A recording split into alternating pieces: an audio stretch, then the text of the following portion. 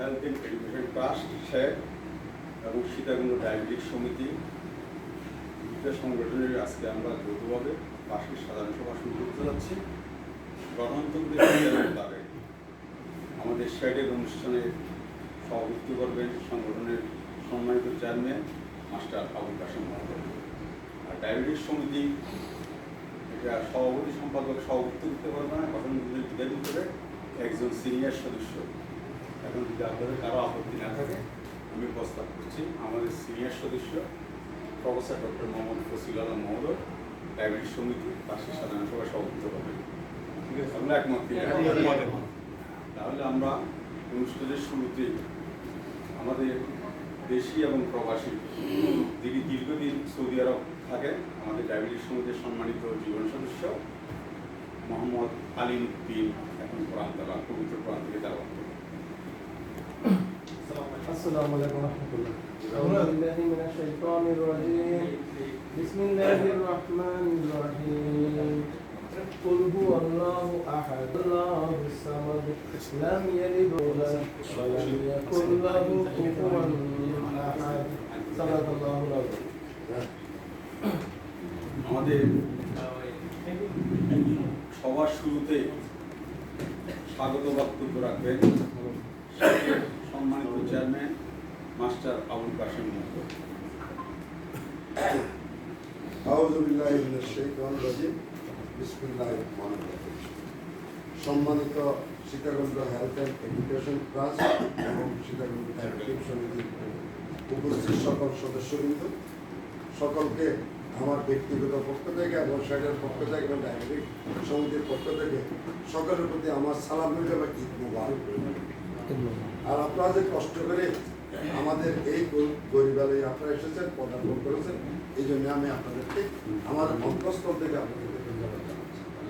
সাথে সাথে আমি আপনাদেরকে জ্ঞাত করতে চাচ্ছি যে আজকে আমার একটা লিখিত বক্তব্য সংক্ষেপে করেছে। এখানে আমার অনেক কিছু বাদ পড়ছে কিন্তু আমি আপনাদের লিখিত বক্তব্য বাদ দিয়ে আমি নিজেই এই জন্য আমি আপনাদের সকলকে আমার বক্তব্যগুলো একটু না করি। প্রথম কথা হলো যে আমাদের খুব তাড়াহুড়া করে এই এজিএমটা করা হচ্ছে।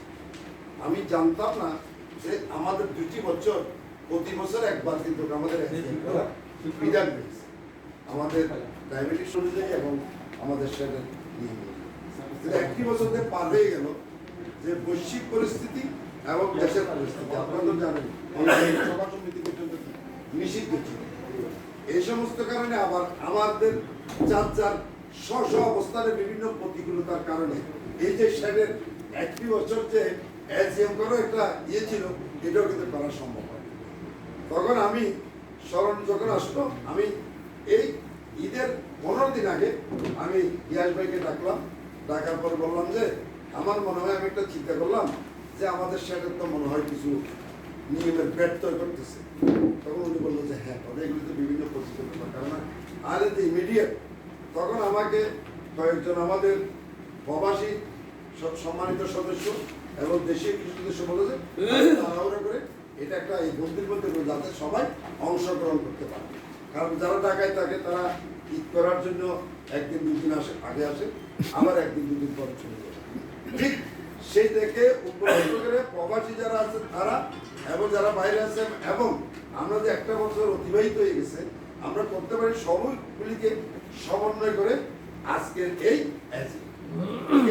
তাড়াহুড়ার মধ্যে অনেক কাগজপত্র।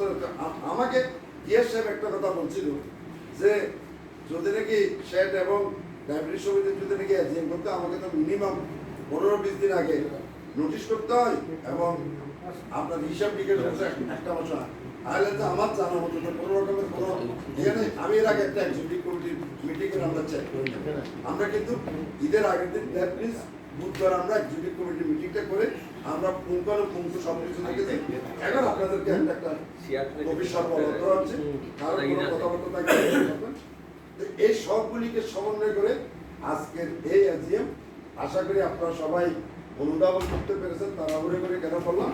এবং আমি সবাইকে অনুরোধ করব যে আপনারা সব কিছু দেখে এই প্রতিষ্ঠানটা কীভাবে আগামীতে আরও সুন্দরভাবে অগ্রসর হতে পারে এবং কীভাবে আরও অবদান এবং আন্তর্জাতিক বিভিন্ন প্রতিকূলতার মাঝে আমরা কিন্তু একটা জিনিস করতে পেরেছি, সেটা হলো যে কি আমাদের একটা খুব মজা, আমাদেরটা একটা ভাইবার্স একটা মানে পিকচার মতো হয়ে গেছে।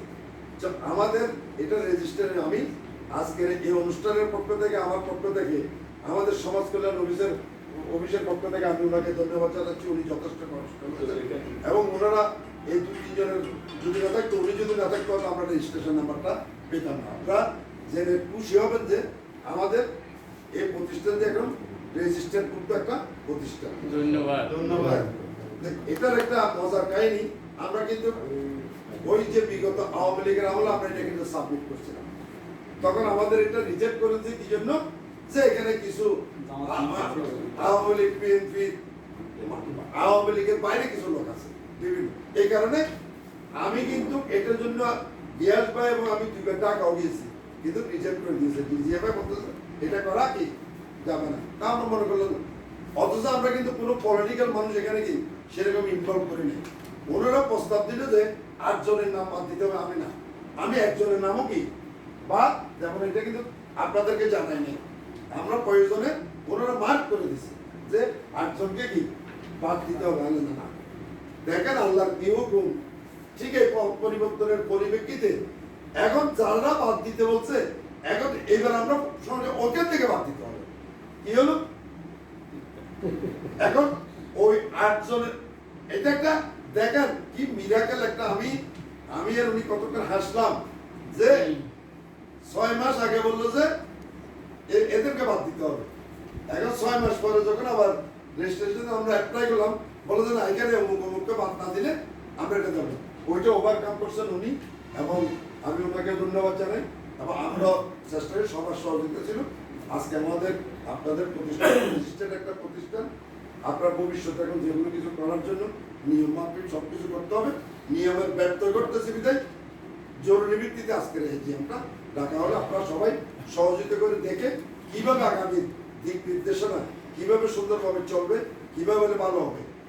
আমার মনে হয় এটা আমার ব্যক্তিগত অভিমত যে আমাকে দায়িত্ব থেকে একটু ঐক্যতি দেওয়া প্রয়োজন। কেন প্রয়োজন? আমি যেটার জন্য ছিলাম, যেটার জন্য আমাকে রাখা হয়েছে, আমি আল্লাহর রহমতে আপনাদের সহযোগিতায় সমাজ সেবা অধিদপ্তর সহযোগী এটা এখন একটা পজিশনে গেছে, এটার জন্য সময় দিতে পারেছে এবং সবাই এটা আমার ব্যক্তিগত প্রচেষ্টাটা, ব্যক্তিগত যতটুকু সহযোগিতা আমার অব্যাহত থাকবে।